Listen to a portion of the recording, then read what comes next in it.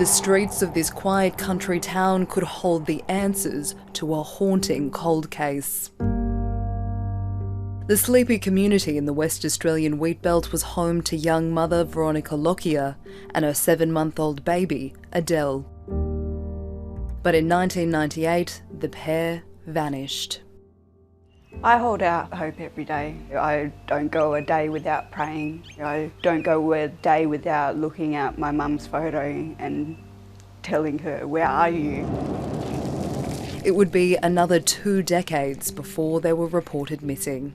Mum's family up in Port Hedland thought, oh, she ran away with my father, so they weren't worried.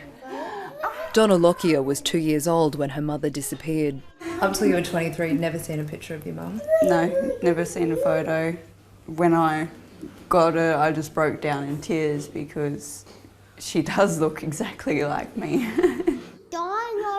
It wasn't until Donna had children of her own that she decided to reconnect with the mother she never knew. There is times where I have broken down because I want nothing more than my mother. Donna believed her mum was living with family in the state's north, but soon discovered no one had seen her for 20 years. Gutted, heartbroken. That was the hardest day of my life, because finding out I had 3 older brothers and a sister, and then realising that what I was told as a child was not correct. In 2018, Donna raised the alarm. Shortly after, homicide detectives began investigating. We were 20 years behind the 8 ball, so to speak. A lot of the potential evidence that we could have had been destroyed. Detectives have been trying to retrace Veronica Lockyer's movements 20 years ago. They've travelled here to Merredin and interviewed half the town's population, all in a desperate bid for new leads. But 1 year on, police are without any answers. Instead, a coroner will soon decide if they're legally dead or alive. It's heartbreaking. We wanted to come up with something that would provide them some hope, some closure.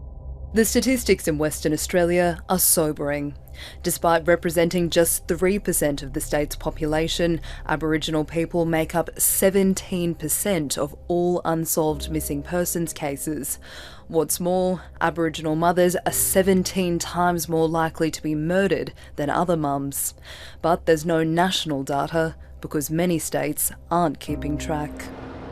The way that people see Indigenous women in this country is that we're invisible, and we need to start to become visible and start to talk about why it's important and why our lives matter. Dorinda Cox is a former West Australian police officer turned women's safety advocate. She says we must follow the lead of Canada and the US and hold a national inquiry into the issue. I think that we have very, very similar systemic issues, and that's the unresolved grief, that's the oppression, that is the continued racism that is dividing this country. The Clubbs are another Indigenous family looking for answers. They've been searching for their sister Minnie for 6 years. Is it gonna happen? Are we even gonna solve this? Are we gonna get the peace that we want? You don't want to believe it. Then you start to realise, like, maybe she's not coming home. In 2013, the 24-year-old set off from our Harvey Bay home for a long weekend in Brisbane. Several days into the trip, she called her mum to tell her she'd be home soon. But Minnie Clubb never made it back to Harvey Bay. It's like you're in a nightmare, but you're sitting there awake. And they believe because she was a young Aboriginal woman with a minor criminal record, she was never made a priority by police. Queensland Police declined an interview, but insist the case was thoroughly investigated and has now been referred to the coroner.